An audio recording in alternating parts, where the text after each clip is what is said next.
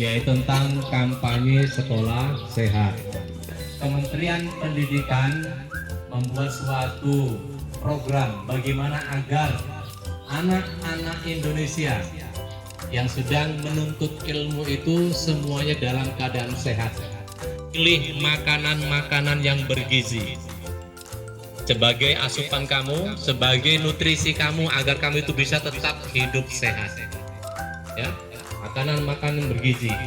Kurangi makanan-makanan yang sifatnya instan, kurangi makanan-makanan yang mengandung zat pewarna, zat apa yang berlebih-lebihan.